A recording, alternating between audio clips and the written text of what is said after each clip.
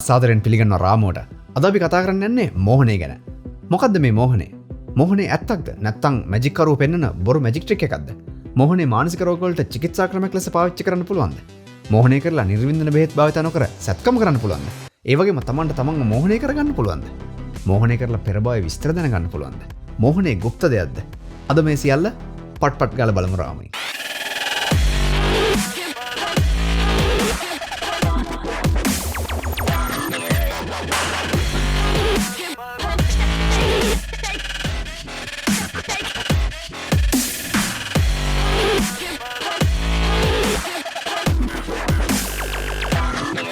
මම පළවෙනිට මෝහනය වුණේ මට වයස අවුරුදු 13 දී. ඒ වගේම මම පළවෙනිට කෙනෙක්ව වෙන කෙනෙක්ව මෝහනය කළෙත් මට වයස අවුරුදු 13 දී. ඉතින් එතකොට මට යම්කිසි ආකාරයක මෙතන අත්දැකීම් තියෙනවා මේක සම්බන්ධයෙන්. ඒ නිසා ගොඩක් ඉස්සරට යන කලින් කියන්න මෝහනය කියන්නේ গুপ্ত දෙයක්ද නැද්ද කියලා. එක පැත්තකින් ඒක හරිම গুপ্তයි. හේතුව මෝහනය කියන්නේ මොකක්ද කියලා අපි හරියට තවමත් දන්නේ නැති එක. නමුත් අනිත් පැත්තෙන් මෝහනේ গুপ্ত දෙයක් නෙමෙයි. ඕනම කෙනෙකුට පුහුණුලා කරන්න පුළුවන් හැකියාවක් විතරයි. සමහර අය ඒකට විවිධ ආටෝප එල්ලන්න හැදුවත් මගේ පෞද්ගලික මතය නම් මෝහනය කරනවා කියන ක්‍රියාවලියේ කිසිම গুপ্তකමක් නැහැ. මේ එපිසෝඩ් එක කරන් යනකොට මම මගේ අත්දැකීමුත් මගේ පරේක්ෂණත් ඒවත් මම ටික ටික විස්තර කරගෙන යන්නම් මෝහනය සම්බන්ධයෙන් මම කරපු. මේ මෝහනය කරනවා කියන කතන්දරේ ඉතිහාසය පොඩ්ඩක් බලද්දී අපිට පේනවා මේ මෝහනය කරනවා කියන සංකල්පය විශාල වශයෙන් ගොඩාක් ඈත අතීතයේත් භාවිතා වෙලා තියෙනවා. හැබැයි හරිම වෙනස් විදිහකට කිව්වට දැනටත් ඒ විදිහට භාවිතා කරන්න උත්සාහ කරනවා. නමුත් මේ ගොඩාක් පරණ සංස්කෘතීන් පරණ ශිෂ්ටාචාරවලදී මෝහනේ පාවිච්චි කරලා තියෙනවා යකදුරන් විසින්. එහෙම නැත්නම් පූජකයන් විසින්. මේ ඒගොල්ලෝ ගාවට එන මිනිස්සු ඒ සමාජයෙන් එන ඒගොල්ලෝ ගාවට එන මිනිස්සුන්ගේ ලෙඩසුව කිරීම උදෙසා මේ මෝහනය කියන එක යොදාගෙන තියෙනවා විවිධාකාර සංස්කෘතීන් තුල. නමුත් ඇමරිකානු ලේඛකයෙකු ඉතිහාසඥයෙකු හා දාර්ශනිකයෙකු වන විලියම් ජේම්ස් විල් ඩෝරන්ට් කියන මහත්මයාට අනුව මේ සෞඛ්‍ය සඳහා මෙවලමක් ලෙස මෝහනය ඉස්සල්ලාම් පාවිච්චි කරලා තියෙන්නේ පුරාතන ඉන්දියාවේ කියලා එතුමා කියනවා. ඒක එතුමා කියනවා ඉන්දියාවේ සමහර පන්සල් ඒවට කියනවා නිද්‍රා ටෙම්පල්ස් එහෙම නැත්නම් නිද්‍රා පූජා භූමි කියලා. ඒ අසනීපුණ කට්ටිය ඒ දේවාල වගේ තියෙන භූමි වලට ගිහිල්ලා ඒ දේවාලය ඇතුලේ සිද්ධ වෙන්නේ ඇත්තරම මෝහනය කිරීමක්. ඒ මෝහනය කරලා ඒගොල්ලෝ මුළු රාත්‍රියම ගත කරනවා ඒ දේවාලය තුල. එතකොට දේවාලයේ තියෙන යම්කිසි අద్భుත ශක්තියකින් රෝග සුව වෙනවා කියලා ඒගොල්ලෝ විශ්වාස කරලා තියෙනවා. නමුත් එතනදී සිද්ධ වෙලා තියෙන්නේ මෝහනය කියන එක තමයි මේ විද්වතාගේ මතය. පර්සියානු මනෝවෛද්‍යවරයෙක් වන ඉබ්නු සීනා කියන කෙනා ඉස්සෙල්ලාම ප්‍රකාශ කරා කියලා කියනවා මේ නින්ද සහ මෝහනය අතර වෙනසක් තියෙනවා කියලා. අර අපි කලින් කියපු ඉන්දියානු සංකල්පය තුළදී ඒගොල්ලෝ හිතුවා මේක ඇත්තටම නින්දක් කියලා. මේක විශේෂ නින්දක් තමයි. නමුත් නින්දක් කියලා හිතුවේ. නමුත් මේ ඉබ්නු සීනා කියන කෙනා හොයාගත්තා කියලා කියනවා මේක නින්දක් නෙමෙයි මේක තව කෙනෙකුට එළියේ ඉඳන් කතා කරලා කරන්න පුළුවන් දෙයක් කියලා. කතා කිරීම තුළින් මේ தত্ত্বය ඇති කරන්න පුළුවන් කියන එක එළියේ ඉඳන් කෙනෙකුට තව කෙනෙක්ව නිදි කරවන්න පුළුවන්. නමුත් ඒක අමුතු නින්දක් ඒක නින්ද නෙමෙයි කියන අදහස ඉබ්නු සීනා ගෙනල්ලා තිනවා. මේ ඉබ්නු සීනත් එහෙම නිද්‍රාගත කරපු කට්ටියගේ රෝග සුව කිරීම සඳහා විවිධාකාර පරීක්ෂණ කරලා තියෙනවා. ඉතින් ඕක කොහොම යන අතරේ මේ යුරෝපාකරේ රටවල වෙනවා චුම්බකත්වය කියලා අදහසක්. මම තව ටිකකින් මොකක්ද කියලා කියන්නම්. පැරසෙල්සස්, වැලන්ටයින්, ජොහන් ෂෝපර් ගැස්නර් වගේ විද්වත්තු පුරුදු වෙනවා මෙන්න මේ චුම්බකත්වය කියන කතන්දරයට. මේකෙදි වෙන්නේ මෙහෙම දෙයක්. මේගොල්ලෝ හිතුවා මේ මිනිස්සුන්ගේ ඇඟේ තියෙනවා කියලා යම්කිසි ආකාරයක චුම්බක ශක්තියක්. එතකොට මේ මෝහනය කිරීම කියන ක්‍රියාවලිය තුළ සිද්ධ වෙන්නේ මේ චුම්බක ශක්තිය එක් පැත්තකට හැරවීමක් වගේ දෙයක් කියන එක මේගොල්ලෝ කල්පනා කරා. කොහොම නමුත් බටහිර වෛද්‍ය විද්‍යාවට මේ මෝහනය කියන එක මුලින්ම තදින් දැනෙන විදිහට කටයුතු කරන්න පටන් ගත්තේ ඔස්ට්‍රියාවේ වෛද්‍යවරයෙකු වන ෆ්‍රාන්ස් මෙස්මර් 1770 දී. මෙයා තමයි ඉස්සල්ලාම කරලියට ගේන්නේ මැග්නටිසම් කියන වචනේ. ඒකට ඇනිමල් මැග්නටිසම් කියලාත් කියනවා. මැග්නටිසම් මේක චුම්බකත්වය කියන එක විශාල වශයෙන් මෙයා මේ කරලියට ගේනවා මේ මෙස්මර් කියන ෆ්‍රාන්ස් මෙස්මර් කියන වෛද්‍යවරයා. මෙතුමා එක්තරා අවස්ථාවක මෙතුමා පරීක්ෂණ ගොඩක් කරනවා. මෙතුමා එක්තරා අවස්ථාවක රෝගියෙකුගේ සිරුරේ නහරයක් පළලා එතනින් ලේන සලස්සලා ඒ ලේනකොට එක උඩින් චුම්බකයක් කොහොම අරගෙන ගිහිල්ලා ඒ ලේ නවත්තලා පෙන්නවා කියලා පෙන්වන්න පුළුවන් වුණා එතුමාට කියලා කියනවා. ඊට පස්සේ එතුමා ඊළඟට ලියලා තිනවා මේක මේ චුම්බකයක් විතරක් නෙමෙයි අවසාන වශයෙන් මේ කෝට්ටක් අරගෙනත් කරන්න පුළුවන් වුණා කියලා. ඔන්න එතකොට එතුමාගේ පරීක්ෂණ තුලින් යම් මට්ටමකට පෙන්ලා තිනවා මේ චුම්බක කතන්දරයක්ම නෙමෙයි මේක කියලා. නමුත් මේ විදිහට බෙහෙත් කරගෙන යනවා මෙතුමා පුරුදු වෙනවා මේ චුම්බක ශක්තියක් ආරෝපණය කරපු එක යකඩ කෑලි වලින් අර වගේ මේ වගේ රෝගියෙක් ආපුවාම ඒ රෝගියාට ඒව අල්ලන්න දීලා හරි ඒව ඇඟේ ගෑවෙන්න සලස්සලා හරි අන්න ඒ ආකාරයෙන් මේ බෙහෙත් කරගෙන මේ මෙතුමා ඉන්නවා. ඉතින් මේ ක්‍රමය හොයාගත්ත මෙස්මර් කෙලින්ම යනවා පැරිසියට. පැරිසියට ගිහිල්ලා එතන ඉන්න ධනපති වංශාධිපතියන්ට ධනපතියන්ට චුම්බක සුව කිරීම කරලා ජනප්‍රිය වීමෙන් පසුව වෛද්‍ය ප්‍රජාව අභියෝග කරනවා මේක බොරුවක් කියලා මෙයාගේ මේ ක්‍රමය. ඒතකොට ප්‍රංශ රජතුමා පරීක්ෂණ මණ්ඩලයකුත් පත් කරනවා මේ කතන්දර හොයන්න. ඇත්තද මේක කියලා. මෙයාගේ මේ ක්‍රමය ඇත්තටම වැඩ කරනවද නැත්නම් මේක බොරුවක්ද කියලා. ඉතින් මේ පරීක්ෂණයට සහයෝගය දැක්වීමට මෙස්මර් ප්‍රතික්ෂේප කරනවා. ඒ අතර මෙයාගේ ගෝලයෙක් විච්ච ආචාර්ය ඩී ස්ලෝන් කියන කෙනා තමයි මේකට ඉදිරිපත් වෙන්නේ මේ වැඩේ කරන්න අන්තිමට. මේ පරීක්ෂණයට. මේ පරීක්ෂණයේදී කරන්නේ මේ ඩී ස්ලෝන් විසින් චුම්බක කරනවා එක්තරා ගසක්. ගහක් චුම්බ ඒගොල්ලෝ කියන්නේ දැන් ඒගොල්ලෝ කියන්නේ මේ චුම්බක කියන ශක්තිය කවන්න පුළුවන් අපිට කියලා. ඕන දෙයකට. ඒ කවපු දේ අල්ලපු රෝගියාට හොඳ වෙනවා. එහෙම නැත්නම් ඒ ලෙඩේ සුව වෙනවා. ඔය වගේ කතන්දරයක්. ඉතින් මෙයා මේ පරීක්ෂණදි කරන ඩී ස්ලෝන්ට කියනවා ගස් දෙකක් තියෙනවා. එකකට චුම්බක ශක්තිය දාන්න අනිත් එකට දාන්නේ නැහැ. ඊට පස්සේ රෝගීන්ගේ ඇස් බැඳලා ඉවරලා ඒගොල්ලොන්ට අර ගස් අල්ලන්න කියනවා. විවිධ ගස් ඒ ගස් දෙකින් එක එක ඒවා අල්ලන්න කියන රෝගීන්ට මේකේදී අවසාන වශයෙන් පේනවා මේ චුම්බක කරා කියන ගහ ඇල්ලන අයටත් චුම්බක නොකරා කියන ගහ අල්ලන අයටත් දෙගොල්ලොන්ටම අර විදිහටම හොඳ වෙනවා කියලා. මේක දැන් අපි බටහිර වෛද්‍ය විද්‍යාවේ ඇති ප්ලැසිබෝ ඉෆෙක්ට් කියලා කියනවා මෙන්න මේකට. එතකොට මේ පරීක්ෂණ අවසානයේදී තීරණය කරා මේක සිද්ධ වෙන්නේ මේ චුම්බක දෙයක් හින්දා නෙමෙයි. මේ කොමිසම පසුව ප්‍රකාශ කරනවා මේ පරිකල්පනයේ ක්‍රියාවෙන් තමයි මේක වෙන්නේ. මේ මිනිස්සු හිතන විදිහ අනුව තමයි මේක වෙන්නේ කියලා වෙනවා. එතකොට මෙස්ම ඊට පස්සේ 1815 දී තමයි මිය යන්නේ. එතුමා අප්‍රසිද්ධව ඉඳලා මිය යනවා. එයාගේ අර ජනප්‍රියභාවය බිඳ වැටෙනවා මේ පරීක්ෂණය තුලින්. ඊළඟට අපිට හම්බෙනවා මෝහණය කියන එක අද තියෙන තත්ත්වයට පත් කරන්න මහන්සි වුණ එහෙම නැත්නම් මුල්ගල් තබු විද්වතා අපිට හම්බෙනවා. මේ විද්වතා තමයි ජේම්ස් බ්‍රේඩ්. මෙයා ඇත්තටම මේකේ වටා තියෙන නිකන් අර බොරු මනස්ගත ඔක්කොම අයින් කරනවා. එයා ওই චුම්බක කෙනෙක් කොහොමද දැන් අයින් වෙලා තින්නේ යම් මට්ටමකට. නමුත් මෙයා කොහොමත් ඒකට තදින්ම විරුද්ධ වෙනවා. පොඩ්ඩක් මේ අමතක කරන්න එපා. සමහර වෙලාවට බටහිර විද්‍යාත්මක පරීක්ෂණයකින් ඔප්පු වුණත් බොරු කියලා මිනිස්සු සමහර වෙලාවට තිබ්බ අදහසම කරගහගෙන යනවා. ඒක අපි දන්නවනේ සමහර වෙලාවට වෙනවනේ. ඉතින් එහෙම වෙමින් පවතිනවා මේක දැනටත් අදටත් මේ මැග්නටිසම් කියන කතන්දරේ ඇත්ත කියලා හිතන කට්ටිය ඉන්නවා. ඉතින් ඒක ඒගොල්ලොන්ගේ තීරණයක්. නමුත් මට පේනවා මම හිතනවා මේ පරීක්ෂණ කරලා තියෙන්නේ මේ වෙනකොටත් එහෙම දෙයක් නැති බව පේන්න අපිට සාධක තියෙනවා කියලා. ඉතින් මම අර කිව්වා ඒතකොට ජේම්ස් බ්‍රේඩ් තමයි මේකේ මේ වටේ තියෙන මේ මැග්නටිසම් අරවා මේවා කියන මේ විවිධාකාර සංකල්ප ඉවත් කරලා එතුමා කියනවා නෑ මේක හරිම ක්ලීන් ප්‍රොසෙස් එකක්. මේක හරිම පිරිසිදු ක්‍රියාවලියක්. මේක නිකන් මෙවලමක් විදිහට පාවිච්චි කරන්න පුළුවන්. ඕනම කෙනෙක්ව මේ දැහැනට අපිට යවන්න පුළුවන් මේ ක්‍රියාවලිය පාවිච්චි කරලා මේකේ මේ මැග්නටිසම්වත් වෙන කිසිම දෙයක් නැහැ කියලා. ඊළඟට ඇමරිකානු සිවිල් යුද්ධයේත් එක්තරා කාල වකවානුවකදී මෝහණය පාවිච්චි කරලා තිනවා ඒ ශේෂ්ත්‍ර වෛද්‍යවරුන් යුද්ධ පිටියේ ඉන්න වෛද්‍යවරුන් තුවාල වෙලා එන අයට විවිධාකාර දේවල් කරන්න සිද්ධ වෙනකොට මේගොල්ලෝ මෝහණය කරලා මේ වේදනාව අඩු කරලා කරා කියලා වාර්තා අපිට තියෙනවා. ඒ සම්බන්ධ තව අලුතෙන් කරපු පරීක්ෂණයක් තියෙනවා. අපි කතා කරමු තව ටිකකින්. ඊළඟට මේ ජින් මාටින් චාකෝට් කියන ස්නායු වෛද්‍ය විශේෂඥයා 1800 ගණන් වල හිටපු කෙනෙක් හිස්ටීරියා කියන මානසික රෝගයට ප්‍රතිකාර කිරීම සඳහා පළමු වරට මේක යොදා ගන්නවා. මේ මෝහණය කියන ක්‍රමය එයා අනුමත කරනවා මේකෙන් පුළුවන් හිස්ටීරියා වගේ මානසික රෝගයක් සුව කරන්න කියලා. අපි පස්සේ දවසක මානසික රෝග ගැන වෙනම හොඳ එපිසෝඩ් එකක් කරමු. නමුත් මෙහෙම තමයි ඒ සම්බන්ධයෙන් මුල පියවර ගැනෙනවා මෙන්න මේ කාලය තුලදී. ඉතින් මෙතුමාගේ ක්‍රියාවලිය තුලින් ප්‍රංශය, ජර්මනිය සහ ස්විට්සර්ලන්තය තුල මෝහණය පිළිබඳව ක්‍රමානුකූල පරීක්ෂණාත්මක රැසකට මඟ පාදනවා මේ මෙතුමාගේ පියවර. මේ මනෝචිකිත්සන මෙවල්මක් ලෙස මෝහණය යොදා ගන්න පුළුවන් ද මානසික ලෙඩ හොඳ කරන්න පුළුවන් ද මෝහණයෙන් කියලා විවිධාකාර පරීක්ෂණ කරනවා. ඒ සඳහා වෙච්ච පළවෙනි ජාත්‍යන්තර සම්මේලනය 1889 දී පැවැත්වෙනවා ප්‍රංශයේ පැරිස් නුවරදී. අපේ අර මම කලින් එපිසෝඩ් එක කතා කරපු මේ මනෝවෛද්‍ය විද්‍යාවේ පියාලස් සලකන සිග්මන්ඩ් ෆ්‍රොයිඩ් මහත්මයාත් මේකට සහභාගී වෙනවා මේ අවස්ථාවේදී. ඉතින් මේ මෝහන ගැන මගේ කතාව පරීක්ෂණයක් පොඩ්ඩක් කියන්න. මේ ලොකු තෝරු මෝරු අස්සේ මමත් ඉතින් පොඩි දේවල් කරලා තිනවා. ඇත්තටම මට වයස අවුරුදු 13 දී නෙවිල් ද සිල්වා කියන මහත්මයා පැමිණෙනවා මම හිටපු නගරේ ඇවිල්ලා එතුමා කරනවා මෝහණය ගැන සංදර්ශනයක්. ඉතින් මේකට මගේ පියා මාව එක්කගෙන යනවා. මට වයස අවුරුදු 13 එතකොට මේ වැඩසටහන තුලදී ලොකු මේක ස්ටේජ් එක කරන වැඩසටහන මෙතුමා ඇවිල්ලා මෝහණය ගැන විස්තරයක් කියලා මම එතකොට පොඩි ඒවා තේරුම් ගන්න තරම් මට එච්චර පරිචයක් නැහැ. එතුමා මෝහණය ගැන චිකිත්සන ක්‍රම ගැන ආරෝමය ගැන විස්තර ටිකක් එතනදී මුලින්ම අපිට කිව්වා. මම අහන් හිටියේ නැහැ. මම බලන් හිටියේ දැන් මොකද්ද මෙතන වෙන්නේ කියලා.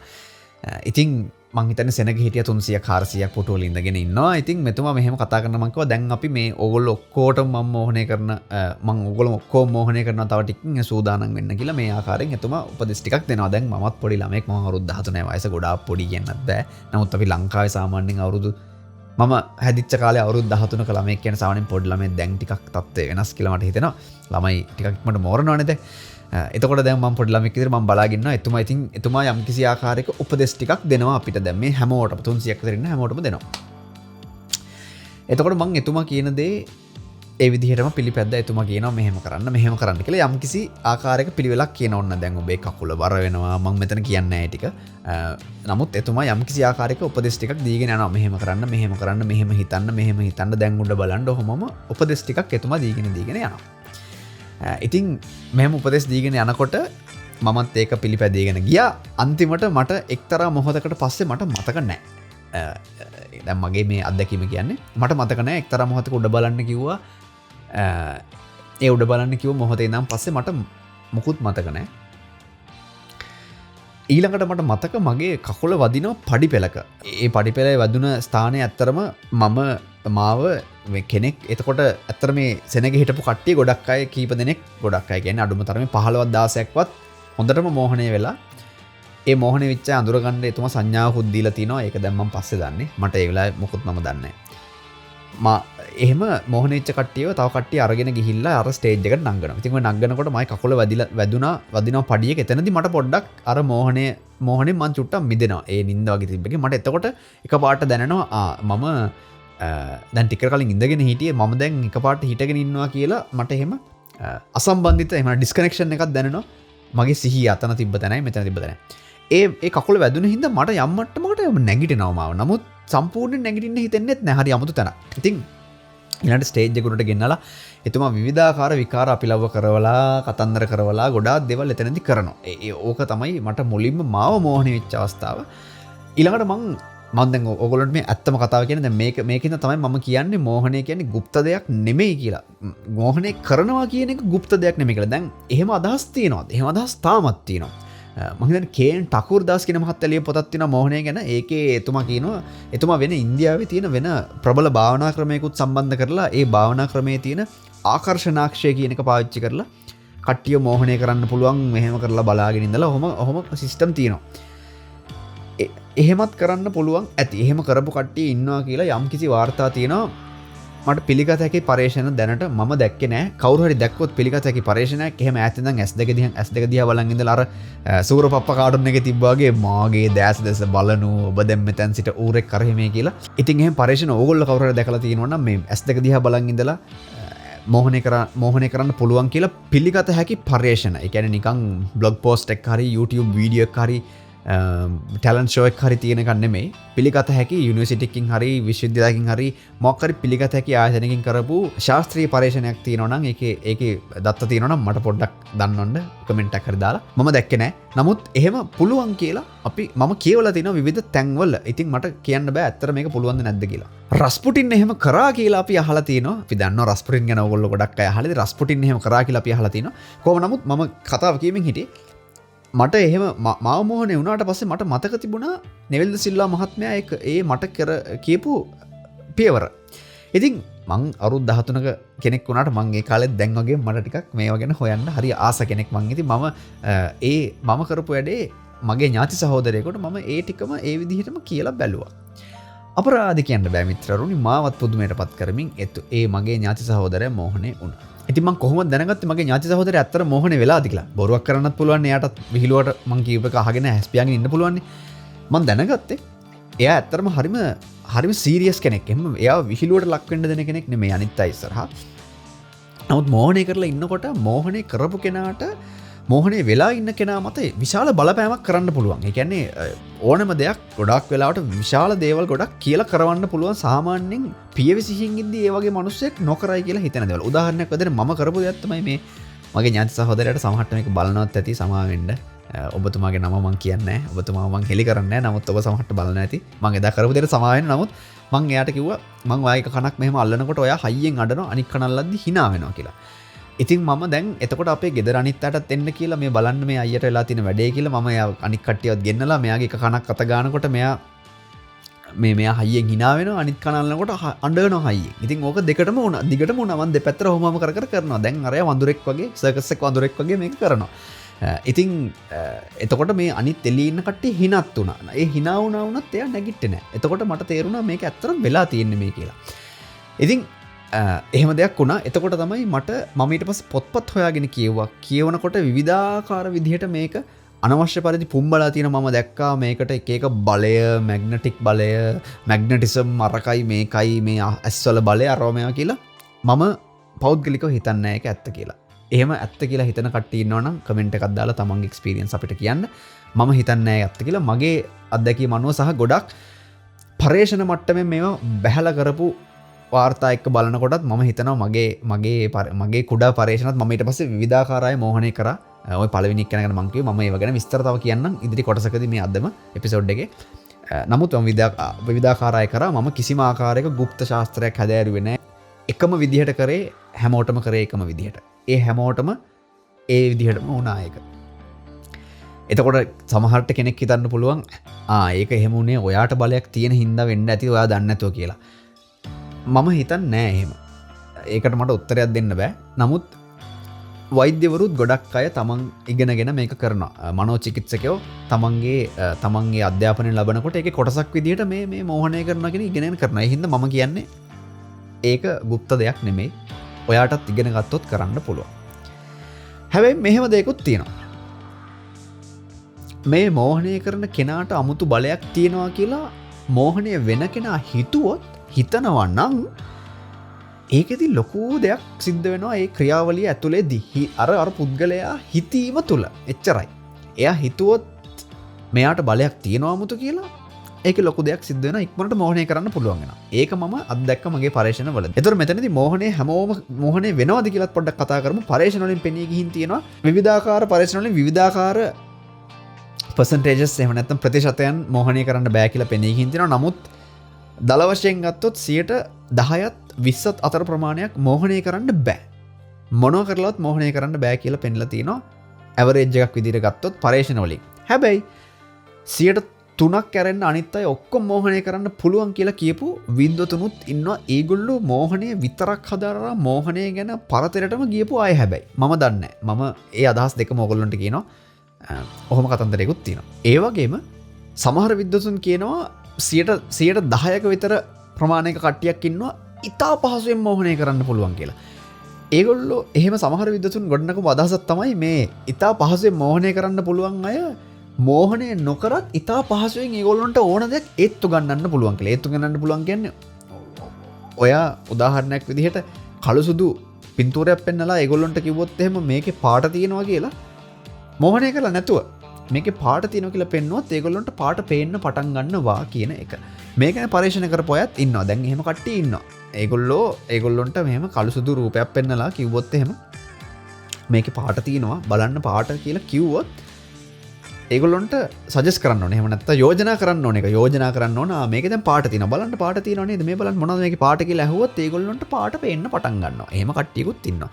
එතකොට සමහර විද්වතුන් හිතුවා මේගොල්ලෝ තමයි මේ මෝහණය වෙන්නේ. මේ මෝහණය වෙනවා කියලා බොරුවට කට්ටිය කතා කරලා කරාට මේගොල්ලොන්ට එහෙම බොරුවට නිදි කරවන්න ඕනේ නැහැ. ඕන වෙලාවක මෙහෙම අපි දෙයක් කිව්වොත් එහෙම ඒගොල්ලොන්ට ඒක ඒගොල්ලොන්ගේ මනස ඒක යථාර්ථයක් බවට පත් කරලා පෙන්නනවා කියලා.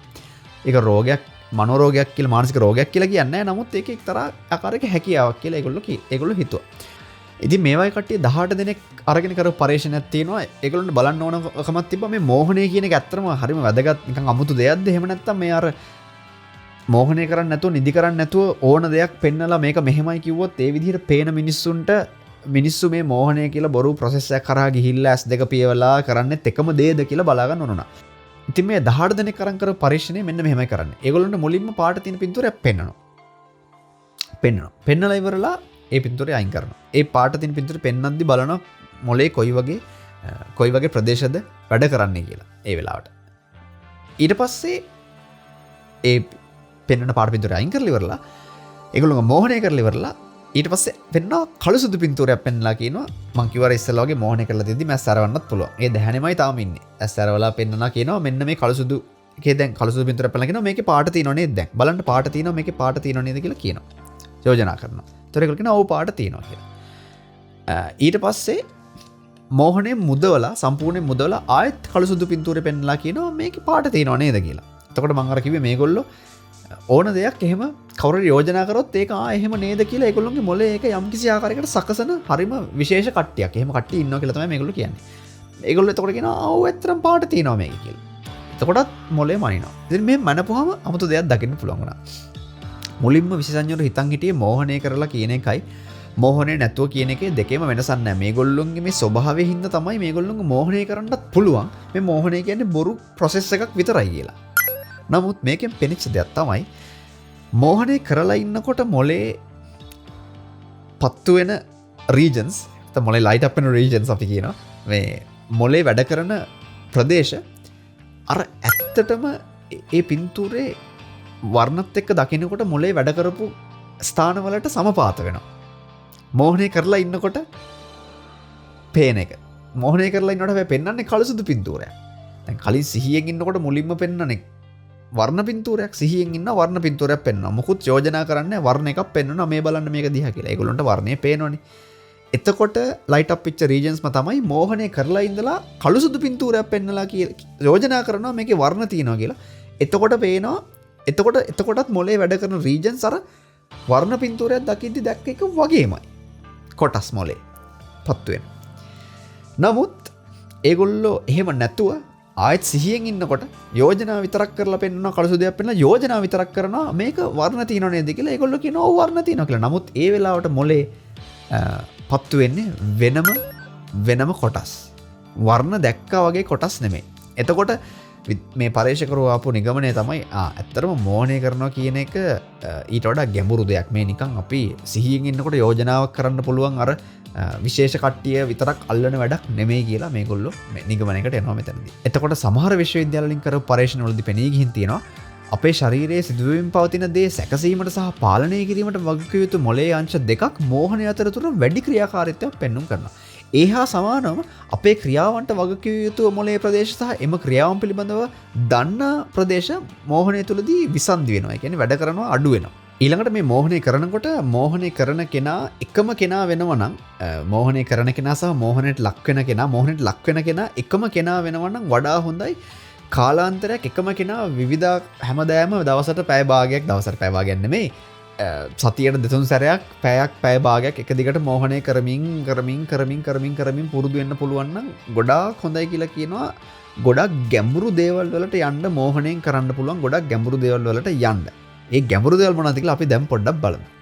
ඊළඟට මම අර කලින් කිව්වා වගේ මෝහන චිකිත්සාව කියලා කියන්නේ මනෝ චිකිත්සාවේදී මෝහණය භාවිතා කරන එක. ඒ කියන්නේ බලපත්‍රලාභී වෛද්‍යවරුන්ට මනෝ චිකිත්සකයින්ට හා වෙනත් අයට පුළුවන් මානසික පීඩනය, කාංසාව, ආහාර ගැනීම අක්‍රමිකතා, නින්දයාබාධ, එහෙම නැත්නම් එක නරක පුරුදු සූදු කෙලීම, අරක්කු බීම ඕනවට වඩා මත්පැන් බීම, එහෙම නැත්නම් දුම් බීම වගේ නරක පුරුදු පාලනය කරන්නත් මේක යොදා ගන්න පුළුවන් කියන අදහස තියෙනවා. මේ පිළිබඳව විවිධාකාර පරීක්ෂණ කරමින් තියෙනවා. හැබැයි මේකේ කාර්යක්ෂමතාවය නැත්නම් අපේ එෆිෂන්සි කියලා කියනවා. එෆිෂන්සි එක මදි කියන අදහස තමයි දැනට විශාල වශයෙන් පිළිගත්ත වෛද්‍ය සංවිධාන විසින් මේ ගැන පළ කරන අදහස. ඒ හින්දා මේක විකල්ප ඖෂධ වර්ගයක් විදිහට. ඒ කියන්නේ සමහරලාට දැන් ඔයගොල්ලෝ දන්නවා අපි කලින් ටිකක් කතා කරා මේ බටහිර මනෝවෛද්‍ය විද්‍යාවේ මේ වගේ මානසික රෝග වලට බෙහෙත් දෙන විවිධ වෙදි තියෙනවා. සමහරලාට පෙතිත් ගිල්ලනවා. සමහර වෙලාවට අපි විවිධ ක්‍රම තියෙනවා මේ බෙහෙත් කරන.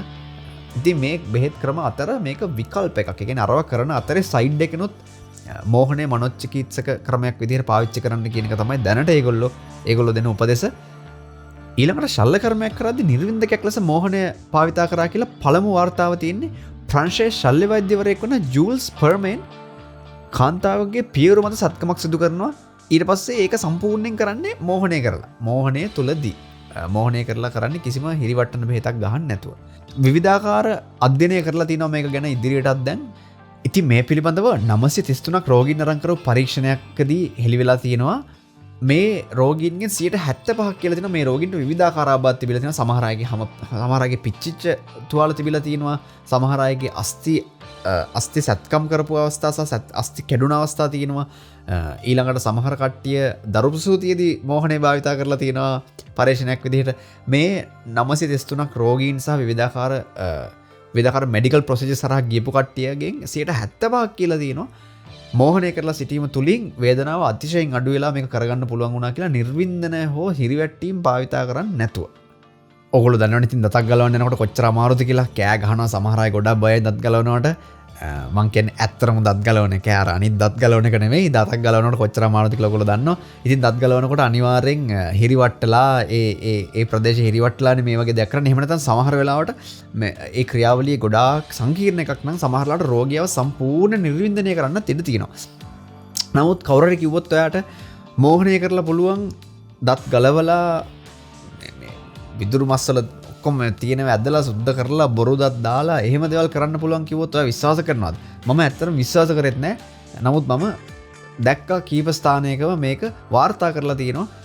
මේ වගේ ක්‍රියාවලියන් සමහර දන්ත වෛද්‍යවරු පාවිච්චි කරනවා. ඒවිත් දන්ත වෛද්‍යවරු විතර නෙමෙයි ඉතිහාසයේ සමහර වෛද්‍යවරු පාවිච්චි කරා කියලා තියෙනවා. මේක ඊට වඩා අතපය කපන ලොකු වැඩවලටත් පාවිච්චි කරා කියලා තියෙනවා. නමුත් මම මේ මොහොත මෑත කාලයක දන්ත වෛද්‍යවරු වෛද්‍යවරේ පාවිච්චි කරන දැක්ක විශේෂයෙන්ම සම්පූර්ණයෙන් මෝහනය කරලා මේ මෝහනය කරලා තියෙනකොට රෝගියාට කියනවා මෝහනේ ඉන්නකොට විවිධාකාර විධාන දෙන්න පුළුවන්. මම තව ටිකකින් ඒ විධාන ගැන තව වැඩිපුර කතා කරන්න. නමුත් විධාන දෙන්න පුළුවන් අර මම කිව්වා වගේ යෝජනා කරන්න පුළුවන්. යෝජනාවක් කරනවා ඔයාට දැනෙන වේදනාව පෑනක් අතර දාලා දැන් සම්පූර්ණ නිදි කරවලා ඉන්න ලෙඩාව මෝහනය කරවලා ඉන්න ලෙඩාව දිගා කරවලා පෑනකුයි කොලෙකුයි අතර දීලා කියනවා වේදනාව අඩුම නම් කිසි වේදනාවක් නැත්තම් සනීපයි නම් 0යි කියලා ලියන්න මේක කියලා කියනවා මේ කොලේ. එහෙම නැත්තම් 10යි කියන්නේ උපරිම වේදනාව.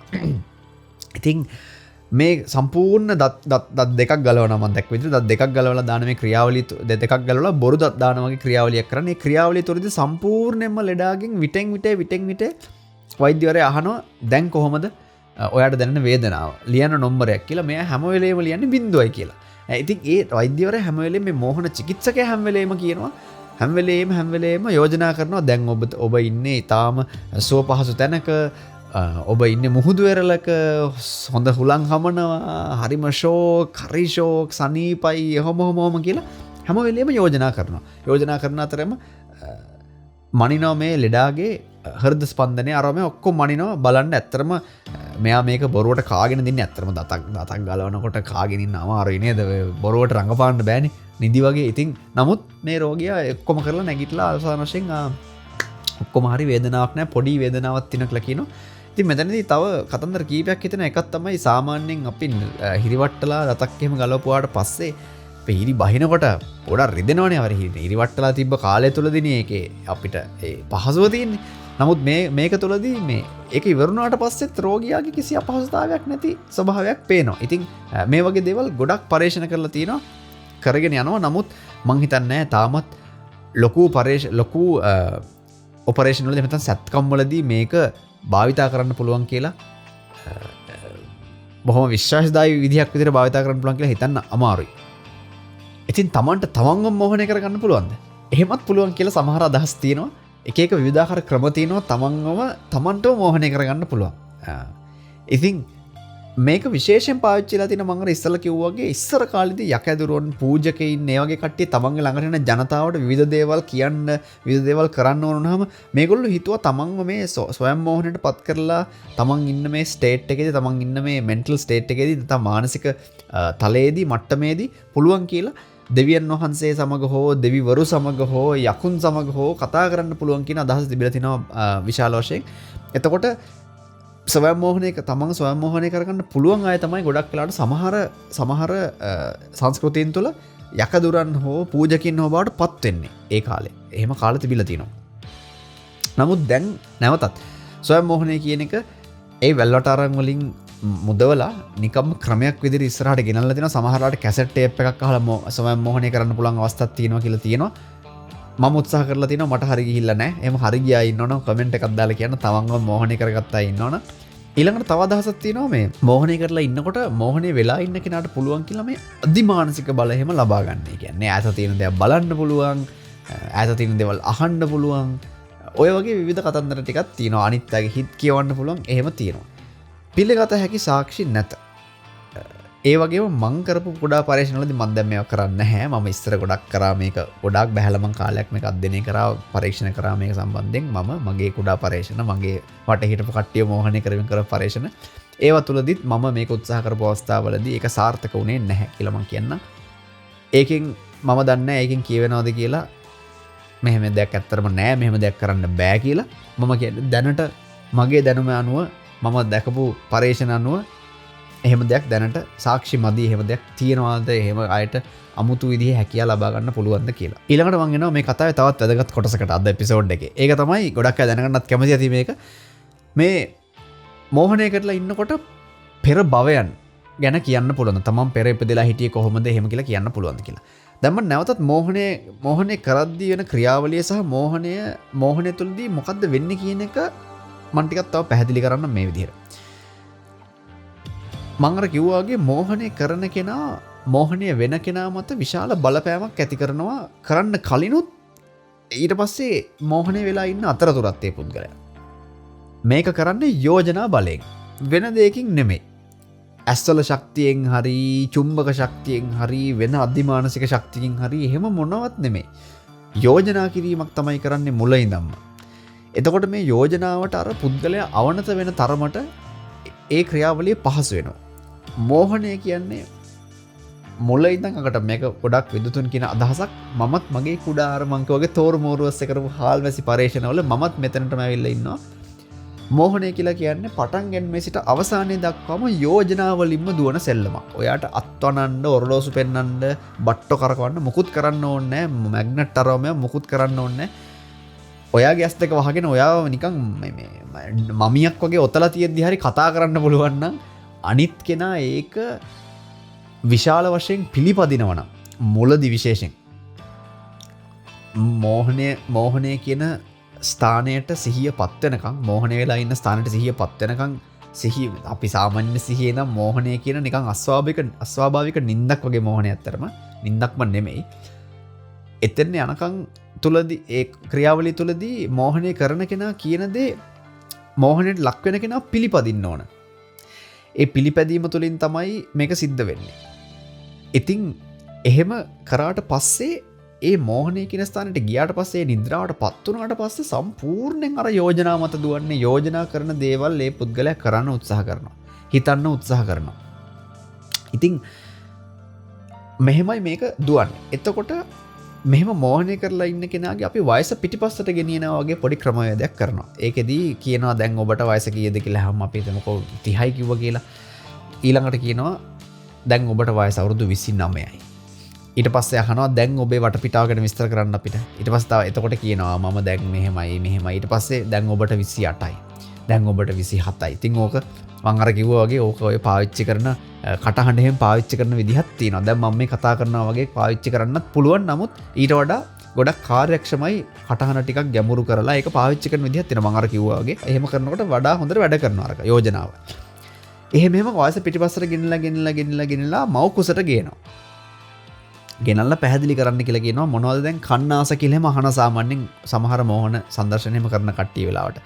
එතකොට සාමාන්‍යයෙන් කියනවා අර මවට අපි සාමාන්‍යයෙන් කියන ලංකාවේ දොළ දුක ඇති වෙනවා කියලා ගැබ්බර මවකට ආශාව ඇති වෙනවා විවිධ කෑම කන්න. එතකොට සාමාන්‍යයෙන් මේ මව් කුසේ ඉන්නවා කියන ළමයා මව් කුසේ ඉන්නවා කියන තැනට මෝහනය කරලා මේ සිහිය ගෙනියවට පස්සේ මොනවද කන්නාස කියලා අහපුවාම කියන උත්තරේ සමහරලාට අර අම්මාට දොළ දුකක් තිබ්බා කියන දෙයට ගොඩක් කරලා සම්පාත වෙනවා කියලා කට්ටිය කියනවා. හැබැයි මම දැකපු දේ තමයි ඒ ළමයා ඒක දන්න ඒ මෝහනය කරලා ඉන්න කෙනා ඒක දන්නේ නැත්නම් අම්මා ඒක කවදා හරි කියනවා හරි කොහෙදි හරි ඇහිලා හරි නැත්නම් ඒක වෙන්නේ නැහැ කියලා මම දැකලා තියෙන්නේ. එහෙම නැති කට්ටිය මම අර කිව්වාගේ මෝහනය පිළිබඳ මට වඩා හොඳ විශාරදේ ඇති සමහරට මේක බලන කමෙන්ට් එකක් දාලා මාවත් දැනුවත් කරන්න මට සිද්ධ වෙලා නැහැ. එතකොට එතනදී එහෙම කියනවා. නමුත් මව් කුසෙනුත් ඊට පස්සේ අපි පිටිපස්සට ගෙනියනවා. ඔහොම තමයි පෙර භවයේ බලන ටෙක්නික් එක.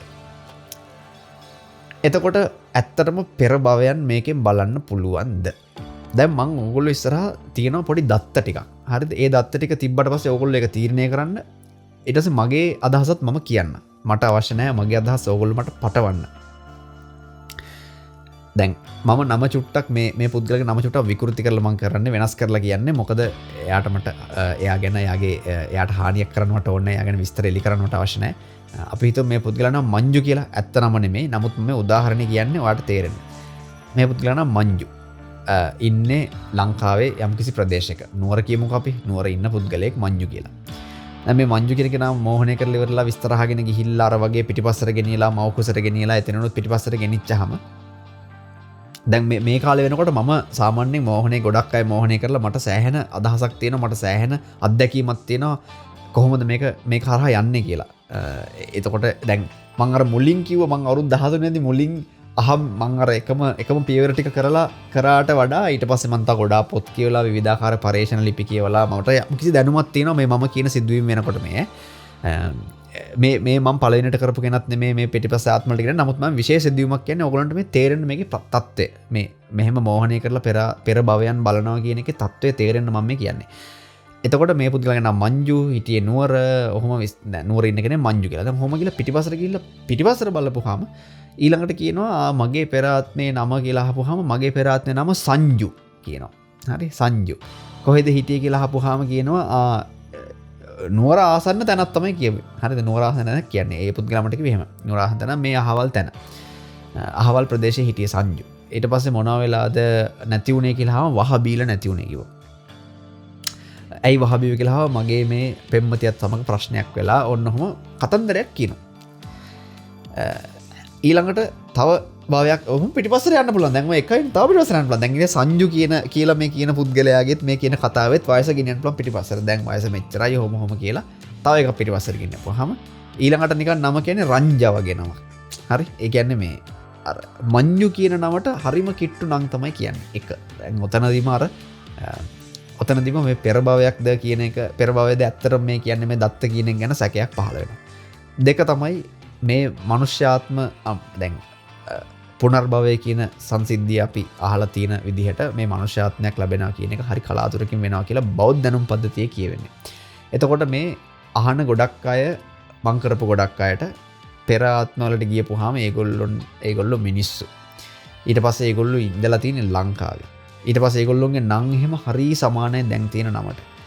අඩුම තරමේ මේ තමන්ගේ අපි කියනවා මේ පිරිමියෙක් ගෑණියෙක් වෙලාවත් ඉඳලා නැහැ පිරිමියෙක් නම් පිරිමියෙක්ම තමයි යා. හරිද? මේ පැත්තේ දැන් මේ ආත්මේ පිරිමියෙක් නම් මේ දැන් මේ අපේ මේ මෙතන පිරිමියෙක් නම් මං මෝහණය කරන්නේ එයාගේ පෙර ආත්මයට ගිහිල්ලා විස්තර ඇහුවොත් එයා ඒක ආත්මෙත් පිරිමියෙක්. ඊට කලින්ගෙත් පිරිමියෙක්. ඔහොම.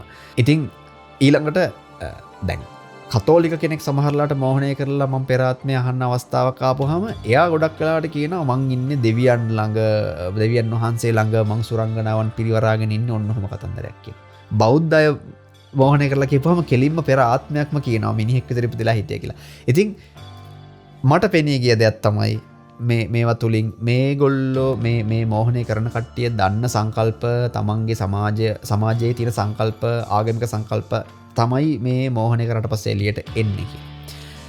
මට අවස්ථාවක් ලැබිලා නෑ මේක කරන්න. නමුත් පුනර්භවය කියන සංසිද්ධිය අහලා නැති කෙනෙකුට මේක කරලා බැලුවොත් එයා මොනවා කියද කියන එක හරිම අමාරුයි. ඉතින් එහෙම කෙනෙක් හොයාගන්න මොකක් හරි ආගමික පසුබිමක් තියෙනවනේ හැමෝටම.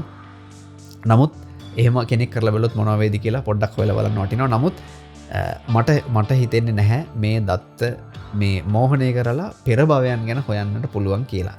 මගේ අදහසට විරුද්ධ අදහස් තියෙන කට්ටිය ඉන්නවනම් කමෙන්ට් කරලා මට ඇත්තටම මාව දැනුවත් කරන්න. නෙවිල් ද සිල්වා මහත්මයාත් මම අර මුලින්ම කිව්වාගේ මුලින්ම මෝහණය කරේ සංදර්ශනයක නෙවිල් සිල්වා මහත්තයා එතුමත් මේ අදහසම කියලා තියෙනවා. එතුමාගේ පරේක්ෂණ තුලින් තව ගොඩක් අය කියලා තියෙනවා. ඒ වගේම ඊටාම ප්‍රබල හේතුවාදීන් වෙච්ච මම කලින් කියලා තියෙනවා මගේත් ඉස්තර වීරවරු විදිහට මම සලකපු අපේ ඒබ්‍රහම් ටී කෝර් වගේ මහත්වරු විශාල වශයෙන් මෝහණේ භාවිතා කරලා තියෙනවා. දැනටත් වෛද්‍යවරුත් මෝහණේ භාවිතා කරනවා. ඉතින් ඔන්න ඔහොමයි මෝහණේ කතන්දරේ. තව පොඩි දෙයක් කියන්න යන්න කලින් හරිම ඉන්ට්‍රස්ටිං දෙයක් මම කරලා බලලා නැහැ. නමුත් සතුනුත් මෝහණය කරන්න පුළුවන් කියලා අදහස් පළ කරලා තිනවා. පරේක්ෂණ පොඩි ඒවා කරලා තිනවා. පොත්වල තිනවා. මම කරලා බලලා නැහැ. ඒ වගේම ඉස්සර අශ්වයින්ට බෙහෙත් කරනකොට අශ්වයින්ගේ විවිධ සත්කම් කරනකොට අශ්වයින්ගේ ඇස් දෙක දිහා බලාගෙන ඉඳලා අශ්වයින්ව මෝහණය කරන්න පුළුවන් වුණා කියලා සමහර පොත්වල තියෙනවා. සාධක මදි පරේක්ෂණ කරලා නැහැ. නමුත් පොත්වල තියෙනවා. මම දන්නේ ඇත්තද නැත්තද කියලා. ඉතින් අද මෝහණය ගැන ටිකක් කතා කරා. ගොඩාක් ලොකු විෂයක්. ඉතින් මම පුළුවන් තරම් මේකේ විවිධාකාර පැතිකඩ මෙතනදී ආවරණය කරන්න උත්සාහ කරා. මම හිතනවා ඔයගොල්ලෝ යමක් ඉගෙන ගන්න ඇති කියලා. මම හිතනවා ඔයගොල්ලන්ට තව ප්‍රශ්නත් මතුවෙන්න ඇති. හොයන්න ආසාවක් එන්න ඇති මේක ගැන. එහෙමනම් ඒක මම සාර්ථකයි කියලා මම හිතනවා. එහෙනම් ඊළඟ සතියෙන් හමු වෙනකම් සියලු දෙනාට ජය වේවා.